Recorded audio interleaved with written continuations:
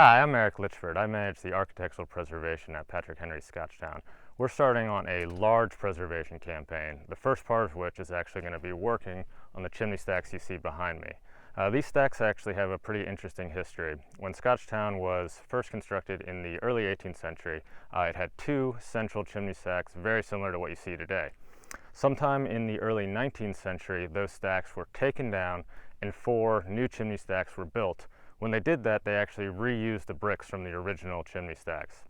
When Preservation Virginia acquired Scotchtown in the 1950s, they restored it to its appearance during the 1770s when it was occupied by Patrick Henry.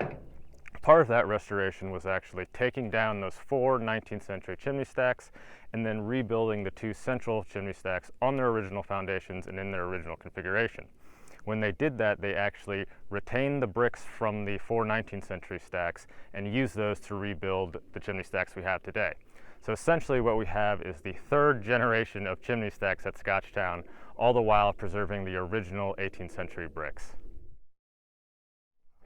As far as actual repairs go, you can see we have several areas where we have missing or damaged brick. What we will do is actually selectively replace those areas with new brick. We were fortunate enough to have sourced replica 18th century brick that was actually formed by hand and then fired in traditional 18th century style kilns. So as far as our brick matching the surrounding brick, we are in really good shape. When we insert the new material in, we'll actually lay it in a lime-based mortar, which is compatible with the original bricks and the replica bricks, which are much softer than modern material.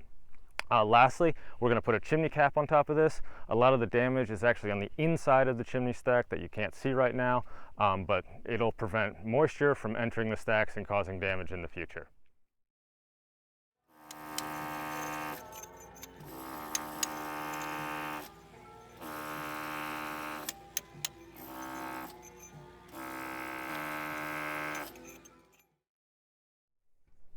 So the second part of the project is actually going to be the much larger part of the project.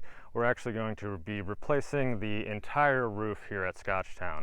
So the roof that's presently on there is actually a cement composite that's meant to imitate the wood shingles that would have been used in the 18th century.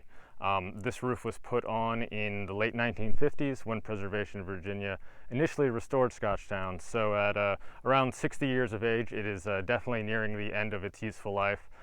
Here at Scotchtown, we have an incredible amount of original material just right under these shingles, original weatherboards, original rafters.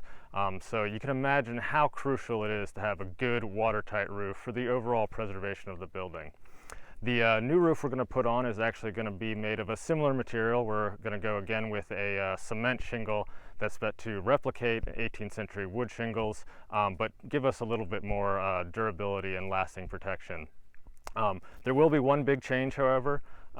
Since this roof was initially put on, there's been quite a bit of research into 18th century Virginia buildings, and it turns out most of them generally, not all, but most of them generally had rounded shingles opposed to the square ones that are on there now.